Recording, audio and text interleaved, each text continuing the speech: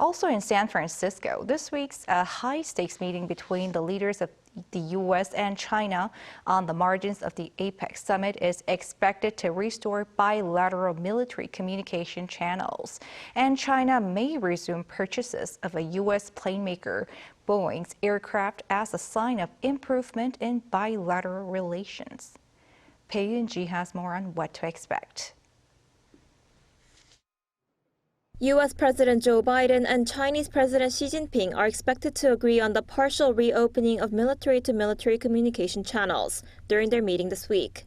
Citing an unnamed source, Kyodo News reported on Tuesday that Biden is set to request a move and Xi is poised to accept, given that senior Chinese military officials have also supported the idea, as part of efforts to prevent miscalculations and reduce the risk of any inadvertent clashes.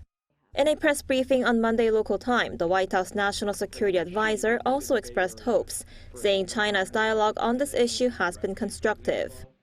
Having our two militaries in communication is the way you reduce mistake, you avoid escalation, you manage competition so it doesn't veer into conflict. Earlier on Sunday, the senior White House official also said this issue of resuming military communication has been a priority for Biden. Beijing cut off military-to-military communications with Washington last year, after then U.S. House Speaker Nancy Pelosi visited Taiwan. Relations between the two countries escalated further in February, when the U.S. shot down a suspected Chinese spy balloon that flew over its territory. Also, the meeting between the two presidents is expected to lead to a sales breakthrough for a U.S. planemaker. As a report says, China may resume purchases of Boeing's best-selling 737 MAX aircraft, ending a long commercial freeze of more than 4 years.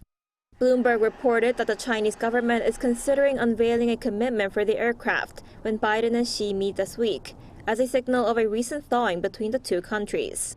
Deliveries of Boeing 737 MAX to Chinese airlines were halted, and the company has not made any significant sales of the aircraft following two deadly crashes in October 2018 and March 2019 that killed almost 350 people. Bae Eun-ji, Arirang News.